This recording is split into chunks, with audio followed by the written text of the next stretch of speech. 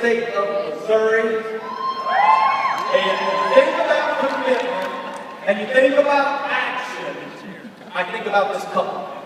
Somebody said, can you sum up? I heard somebody say, how do you sum up this couple in one word? And somebody else said, contagious. So I want you guys, in Tim, to get on your feet and welcome to the stage, Lori and Quentin Conway.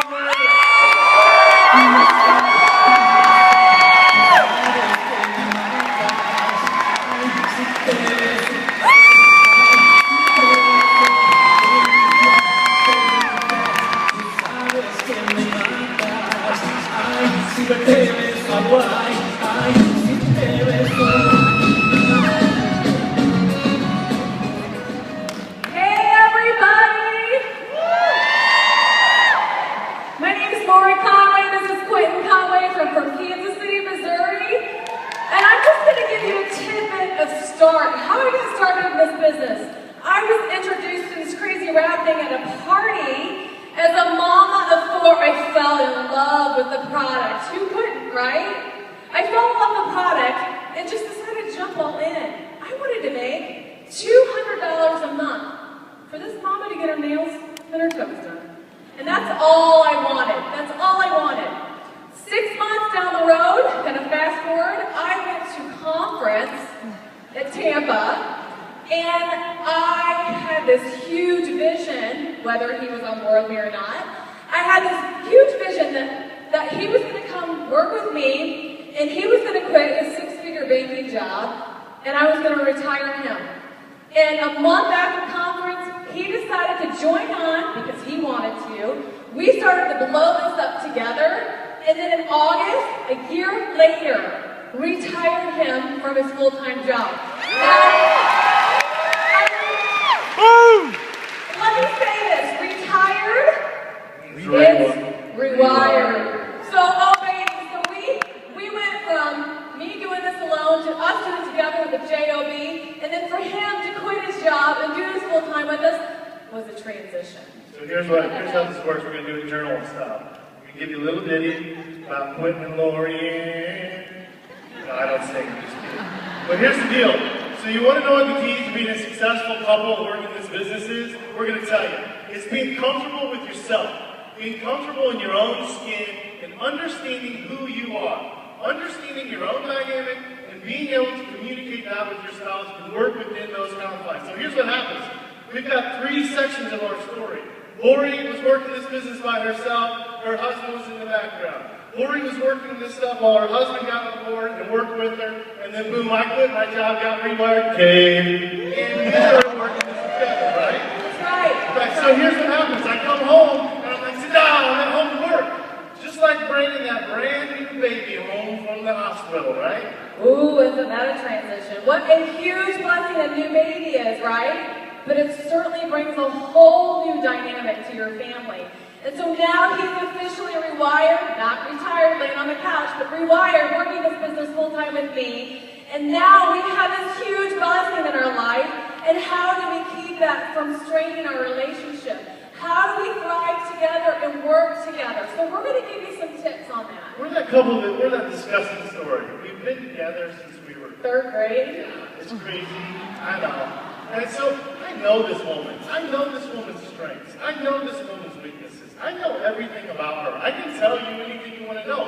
But what we have a hard time with is knowing that about ourselves, right? So we know our own strengths, right? And I certainly know his weaknesses. And so if I could, all day long just tell him all of his weaknesses, that's going to work, right? No. So what we need to do as women, just some tips on giving to women working this business with their spouse, is to edify your husband. Tell him his strengths. He knows his weaknesses. We all do. And so, every self-help book out there will tell you to work on your weaknesses. And I'll stand here and tell you, when you're working together as a team, don't work on your weaknesses. Work on your strengths. Because, baby, when I have my weaknesses, he knows my weaknesses. And what's he going to do? He's got my back, right? If he's weak in an area, I'm going to say, baby, I got your back. I got your back. Here's the deal, man. We're one team, one mission in our house. We set goals as a family. We set goals as a couple. And we set goals as an individual. We see it. We look ahead and we see it. We rock this on the same page because that's the way we communicate. Look, I'm not going to tell you that we don't struggle. These are two bold personalities right here, man. We love being on stage. This is what we're going to talk over each other. We get right? That's how we rock and roll. So you imagine that conflict can be big too, right? But when conflict happens, it all boils back down to we've got that vision. We're one team, one mission in our house because we see the bigger picture. Or give me some tips, like what would you tell the ladies out there? All right, man. I'm gonna give you some tough love, okay? So I started this business myself to make some nail money, right? Some ad money to kind of pamper my mom and self afford. And I didn't really need him or want him in the business at that point because I didn't understand the big picture. I didn't understand what residual income even meant. I was just looking for party cash. And as I got that and that vision grew, I realized that from starting to get my party cash to the day that he joined forces with me and we worked this full time together, he was part of it from day one. So women, we got to get over our power kick. We do. We got to know that the day that we started this, it wasn't just us. You know, if you're doing this together as a couple, even from the very beginning, there were times to make that nail money. I needed him to help me in the background, support our family to that goal that I wanted that became our vision. And so we have to realize, like Pam says, we got to get over ourselves and say it's not me that got me here. It's us, it's my team, it's us that are here, standing here together because we did this together. And here's how it goes for the men. We've got this big flashing neon sign that screams pride. Right? You've got to get over yourselves too, fellas. Your whole dynamic's going to shift, right? You're working together as a team. We've been talking, we get out there and help out that grind, 9 to 5. That's how we provide for our family. Your dynamic's going to shift. And what you've got to fall back on is communication.